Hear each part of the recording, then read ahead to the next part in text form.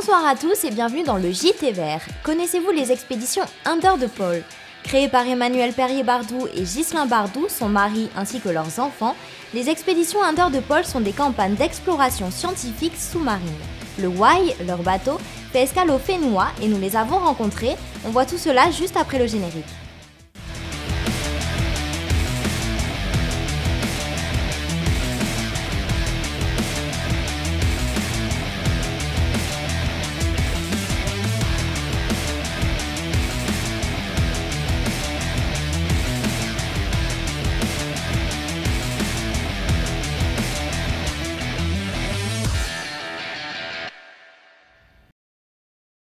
Qui possède la biodiversité marine? Une équipe de chercheurs a essayé de répondre à cette question simple dans une étude publiée en juin dernier dans la revue Science Advances. Le marché mondial de la biotechnologie marine devrait atteindre 6,4 milliards de dollars d'ici 2025. Il couvre désormais un large champ d'applications commerciales pour les industries pharmaceutiques, chimiques et des biocarburants. Qu'en est-il du Fénois? Avec une ZEE de plus de 4,8 millions de kilomètres carrés, notre Fénois est, sans conteste, une réserve infinie de ressources. Encore faut-il pouvoir la préserver des dangers qui la menacent et surtout savoir la gérer de manière durable. Là est toute la question.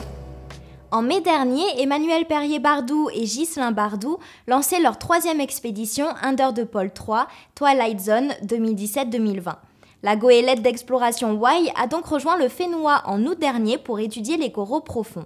Écoutons tout de suite Emmanuel Perrier-Bardou qui revient sur cette expédition. On a reçu plusieurs réponses, dont une qui était particulièrement intéressante et aboutie, qui était celle de Laetitia Edouin et du CRIOB en Polynésie française, et qui proposait ce programme d'études des coraux mésophotiques dans les 5 archipels de la Polynésie française sur 16 îles où on restera à chaque fois environ 15 jours. Donc c'est un protocole très rodé de plongée, puisqu'à chaque fois il y a 3 équipes de 2 qui vont plonger à 120 mètres, 90 mètres, 60 mètres de profondeur, des plongées de reconnaissance avec un robot sous-marin, des plongées d'échantillonnage avec un système de communication avec la surface pour que les scientifiques puissent nous guider au mieux. Donc c'est un programme lourd et intense qui va nous amener vraiment à un très beau voyage en Polynésie. Et puis en parallèle de ce programme, il y a un second programme qui nous a été proposé par le docteur Eric Cluat, donc sur les super prédateurs, donc à la recherche du grand requin marteau et du requin bulldog qui n'a jamais été vu mais qui pense peut-être qu'on pourrait croiser, en particulier en profondeur. Donc c'est un programme qui est très intéressant également, plus opportuniste sur ce qu'on rencontrera. Et voilà. On avait cette curiosité de savoir ce qu'il y avait en dessous de 30 mètres de profondeur en termes de récifs coralliens.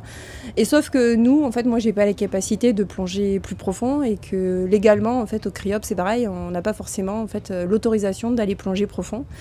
Et du coup, on se posait la question, voilà, comment faire ailleurs dans certaines zones du monde, en Australie, ils savent ce qu'il y a et nous, on savait rien. Et Ghislain et Manu ont lancé cet appel à projet en disant voilà, nous on a un bateau, on a les capacités d'explorer profond et on aimerait faire aider la recherche. Et donc on s'est dit voilà, c'est ce qu'il nous fallait.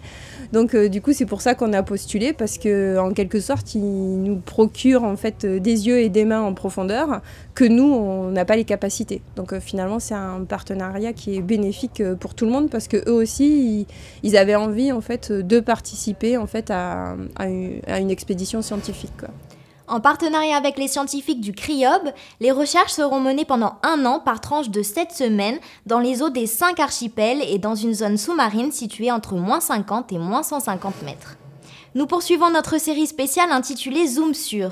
L'idée est de revenir chaque semaine sur une question particulière de la protection de l'environnement ou du développement durable. Et tout de suite, nous faisons un zoom sur la transition énergétique.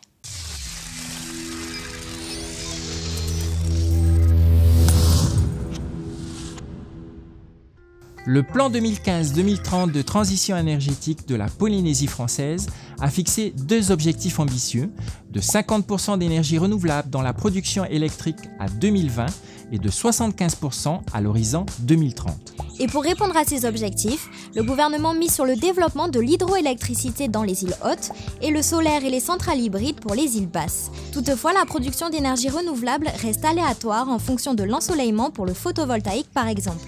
il y a peut-être d'autres solutions à envisager.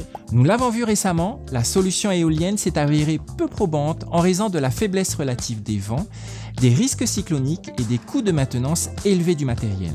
L'exploitation des ressources marines est peut-être une solution. Le SWAC, qui utilise l'eau froide des profondeurs pour alimenter le circuit de climatisation, est actif depuis 2006 dans un hôtel de Bora Bora et depuis 2014 dans un autre hôtel à Tetiaroa. Il est également envisagé par le centre hospitalier du Taoné. Il existe d'autres solutions, toujours au stade expérimental, comme par exemple l'énergie houlomotrice, les hydroliennes ou encore l'énergie thermique des mers. Mais ces solutions envisagées sont toujours à l'état expérimental. Ils nécessitent donc encore beaucoup d'investissements. Pour l'instant, seule l'hydroélectricité et le photovoltaïque apportent des réponses concrètes à la transition énergétique en Polynésie française.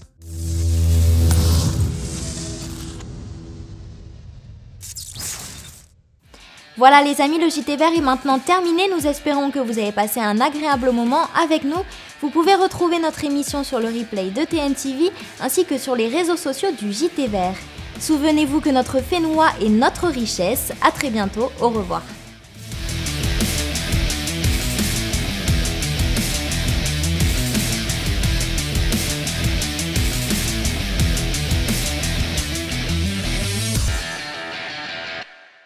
Prochainement, dans le JT Vert, le développement durable permet la satisfaction des besoins des générations présentes sans compromettre la capacité des générations futures à répondre aux leurs. Quelles sont les implications pour les entreprises polynésiennes? On vous dit tout dans les 3 prochains épisodes du JT Vert.